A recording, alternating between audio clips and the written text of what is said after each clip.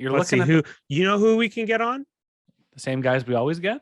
Barry Trotz, the future head coach of the Vancouver.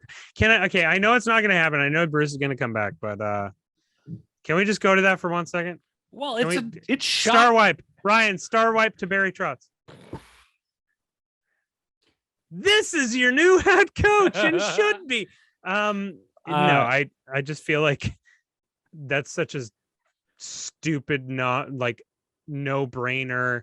Like you have Demko, so you have the goalie, you have Petey, you know they're reports coming out they're trying to trade OEL, which I'm like, dude, good luck with that one. No, I am so ready for Patrick Alvin and Jim Rutherford to like take the NHL 22 controller and try and game the system and like the trade value thing. They're like, yeah, we got OEL. The CPU said they're not picking up the phone, but if I put a third here and I take back that contract, it's like we're gonna this is a good gift horse in the mouth. We're not gonna look at gift horse in the mouth. Deal, which it's gonna be really interesting. But yeah, Barry Trotz that's really interesting because Barry Trotz is I mean, for a team that wants structure and like you're gonna get regular season success, you're gonna get success in the postseason. You're gonna have some zone exits. Baby, Lou's comments about asking like, did you consult with anyone when you fired Barry? And Lou Lamoriello being just paraphrasing is like, yeah, I didn't ask anyone. I didn't ask anyone that works here. Also didn't ask any of the players. I don't know why I would ever do that. It is just, this man's a dictatorship, and it's like it's like, cool. Yeah, sure, why not? I was talking, we've got a longtime OG, like S-tier listener of our show, Andrew from the Bronx, who's an Islanders fan. And I was just going to ask him in the Discord, like, how long can Lou keep doing this? Can keep running these weird cults cloaked in secrecy with no facial hair and Sunday team dinners and nobody says anything. And like, he hasn't won a cup in, 19 years. No, 12. Let me do some math. Yeah, 19 years. Yeah, I just feel like he had those Nashville teams. Well, it's Barry. Yeah. I'm sorry. I'm still thinking about Barry Trotz because I'm really excited. I'm sorry. So I'm sorry, Ryan. I'm sorry. The read between the lines, I think it might have been on Sekeres and Price, or no, Elliot Friedman on 32 Thoughts was saying like they re-recorded like he had an idea. It's like he thinks he put the idea out there that maybe the exit surveys, the exit interviews with the players, some were kind of like, we really like playing here, but we can't really play an up-tempo, high offensive game under this coach, and we kind of really want to. And then you kind of look at what potential players might want to say that, and then you start drawing your own conclusions, and then you can say Matt. So was he implying that they said this about Bruce? No, about Barry Trotz. About Barry. Okay. Oh, in the Islanders thing, right? Yeah. Yeah, but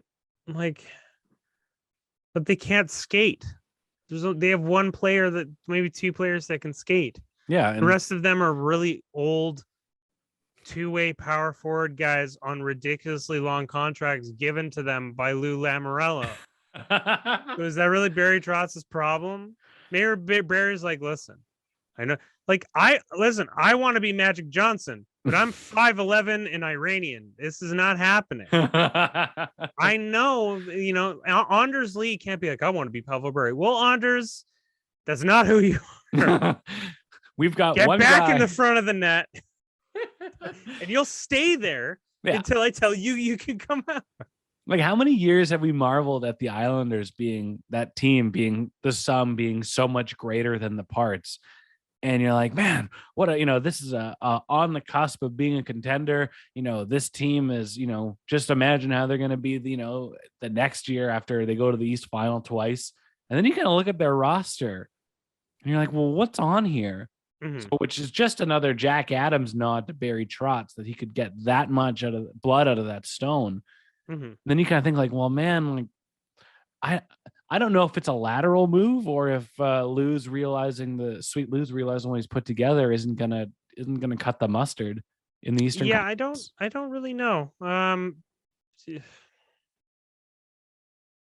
Yeah, I don't really know. But that's the thing with Lou Lamoriello, right? No one really knows. I mean, probably like, next week it's going to be like, oh, Scotty Bowman has come out of retirement at the age of 80 and is now the new head coach. You just never know. And it's probably some big giant swerve that we have to How many wins? perform.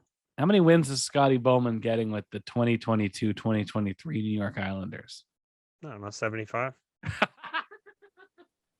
Scotty, just running roughshod. Running roughshod, telling Matt Barzal, be like, if you got time to breathe, you got time to skate. All right, boy, get out there, have some fun.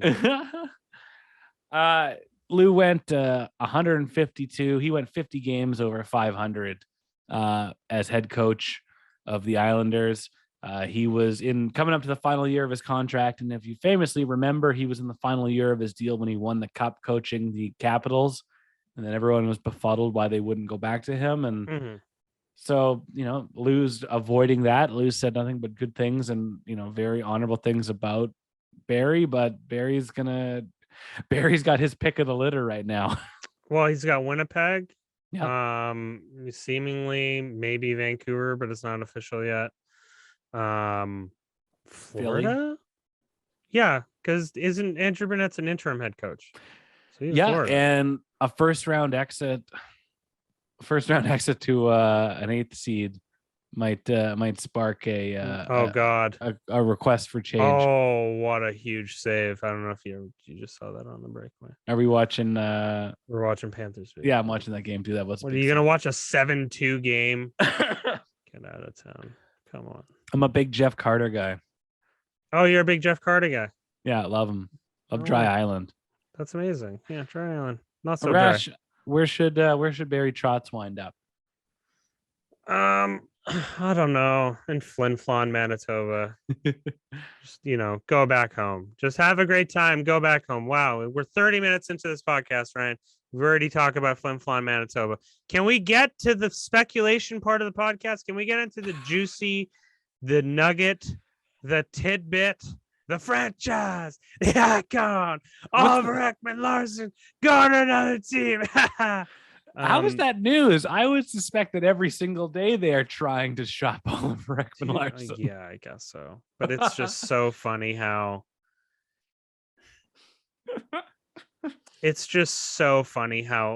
it's been like 8 months or 10, whatever, 8 months, 9 months, maybe 10 months since that trade.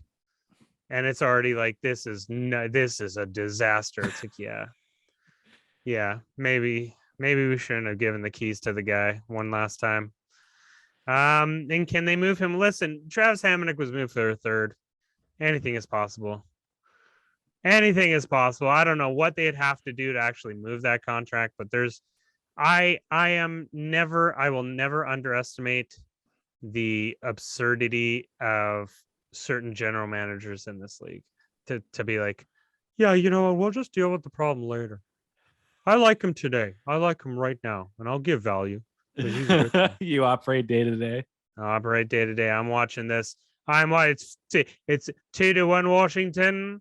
Panthers have emptied the net. Aaron Ekblad at the top is trying to get a goal. The Panthers are trying to score, trying to save their series, trying to save Arash from looking like a fool. They're trying to give Claude Giroux one last chance of glory before he signs with the Vancouver Canucks. A 5-year deal for minimum contract. What? Did they? Ryan, did you just... I hate you. No. Ryan, I hate you so... No. Okay, now the end. We have 25 minutes on the show left. I'm going to talk about how this is my most hated thing that you do. You have a stream that is 2 seconds ahead of mine. And you just, how many moments have you ruined? I've ruined more moments. I can't tell if I've ruined more moments or Christmases, but it's pretty close. Ryan, I swear to God, thank God we were not friends in 2011, because you would have been like, oh, hey, Burl scored.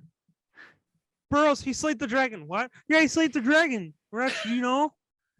First, you're the guy who goes on the Reddit page or on an Instagram page of certain male, female, asexual models on Instagram being like, first.